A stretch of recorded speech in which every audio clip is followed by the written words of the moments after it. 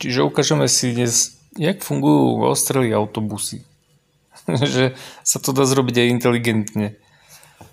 Okrem toho, že tieto autobusy majú túto úplne perfektnú vec, čo neviem prečo to nemajú iné autobusy, napríklad na Slovensku, že keď ide človek s kočiarom, alebo proste starý človek, alebo s nákupom, alebo ja neviem, s kočiarom, tak my to vykladáme a ukladáme, aký sme to, ja neviem, na tretie poschodie niekam tlačili na šopu. Pritom sa to dá takto jednoducho všetko už je vymyslené. Nie je to super?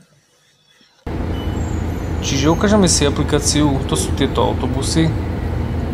Proste všetky vyzerajú rovnako, nedajú sa pomýliť, není taká linka, není taká farba, není taká značka, proste sú všetky rovnaké skrine zeleno, streborné. Proste keď ju vidím v diaľke, viem, že to je ten autobus.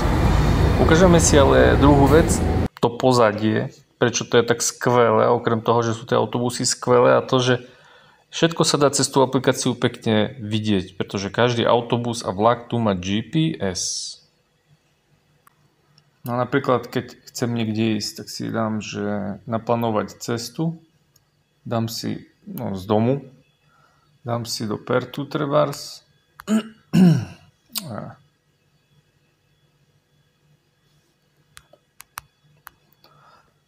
do Pertu, do stredu mesta,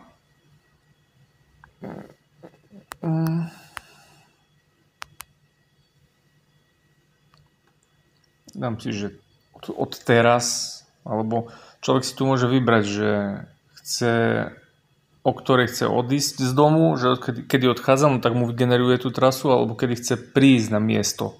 Čiže viem, že potrebujem tam byť o 9, no tak si dám, že na 9, aby som bol v Perte. No tak ale my chceme ísť človek napríklad teraz, hej? No tak si dám, že ideme dnes. Tu si človek môže vybrať tie možnosti. Dáme si dnes a ukáže nám vlastne odtiaľ z toho miesta, kde som, ako sa dostanem až na tú konečnú stanicu. Čiže tu sú rôzne spojenia, no tak si vyberiem to prvé. Tu mi ukáže na mape celé to spojenie. Čiže tu vidíme, že tu som na tá bodka. Autobus mi ide z tejto zastávky. Čiže ukazuje mi trasu na tú zastávku. Potom ukazuje, kam ten autobus ide. Čiže tu vidíme, že ide na stanicu vlakovú. Tu je vlastne prestup, no a potom vlak do Pertu. OK. No je tu ešte jedna fajn vec, že človek si vie pozrieť, hej, že vlastne dobre, mám niekde nastupovať, no kde to je? No dobre, tak si dám, že kam to mám ísť. Takže je tu, odtiaľ mám ísť,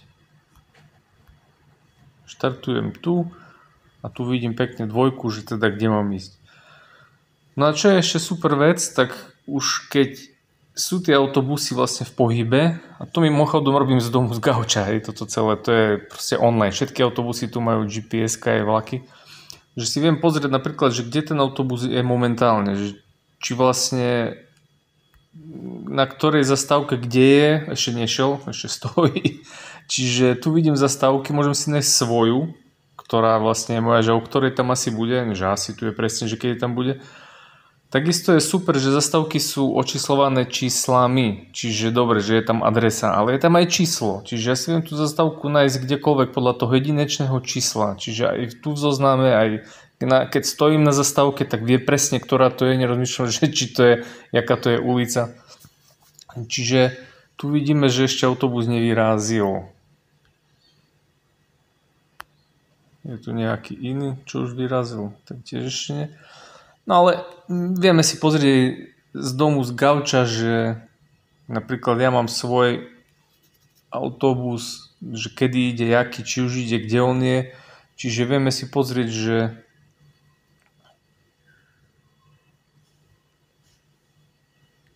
autobus 592, ktorým chodím ja napríklad.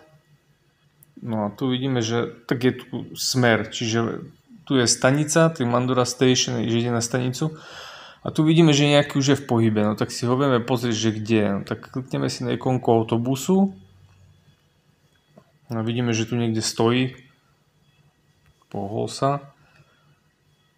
Zelené sú zastávky, čiže tu vidíme, že napríklad prišiel na zastávku, alebo teda príde, už bol, zastávka 25 000, teraz respektíve ukazuje druhú zastávku. Čiže takto vieme napríklad, kedy bude na zastávke číslo 21 656 alebo 655 za 2 minúty. Hej. Ale vidíme takisto, kedy budeme na stanici. Čiže na stanici budeme za 10 minút. O ktorej? No a dobrá vec to je tá, že jak ja výhodňar, čo sú tu prvý raz, no dobre, idem zo stanice, idem na nejakú zastávku, ale jak ja mám vedieť vonka, že ktorá to z tých zastávok je? Čo mám počítať proste zastávky?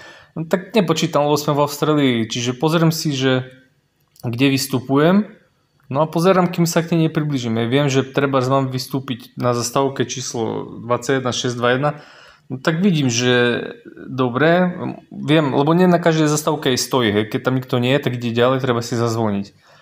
Čiže vidím, že ten autobus, keď ide, že kde asi je ďaleko mojej zastávke, by som nezabudol, alebo stihol vystúpiť. No. Takže viem, že už sa tu blíži a bude tam za 1 minútu, no tak sa viem schystať. No. Dobrá vec na autobusov v Austrálii je tá, že nepotrebujeme vedieť, kedy chodia, lebo maximálne, čo sa mi stalo, tak neviem, či 20 alebo 25 minút šiel autobus. Čiže do 20-25 minút príde autobus v každej diere. Tu nikto nepozerá, kedy chodia autobusy, proste ani vlaky. Vlaky chodia v špičke každé 3 minúty. Tu vidíme pekne, že už vlastne sa pohol ide na zastávku. No i tak. Tu si ešte môžeme pozrieť, jak to vyzerá, keď je telefon otočený, čiže zároveň vlastne s tým, ako autobus ide, tak vidno, proste pomaličky sa odpočítavajú zastávky. Čiže človek aj to vidí hneď, proste má zoznam, že nemusím klikať po tých zastávkach, že ktorá to je vlastne, ale pekne sa mi odsypajú. Vidím autobus, vidím, kde je na jakej zastávke, vidím, na akú smeruje zastávku, jednak to vidím ako informáciu, jednak to vidím aj vizuálne. Tá už neviem, potom by som jaký musel byť tupý, že by som nevedel, kde mám vystúpiť. A toto pochopí asi aj mimozemšťan proste, čo nerozumie, ani neviem čomu. Čiže pekne to tak vidno, autobus ide, modrá bodka, ono to zelené tak dobehne, neviem, či čo sa aktualizuje, možno internet, ale tú modrú vidno proste live, no to je celé. Jednoduché.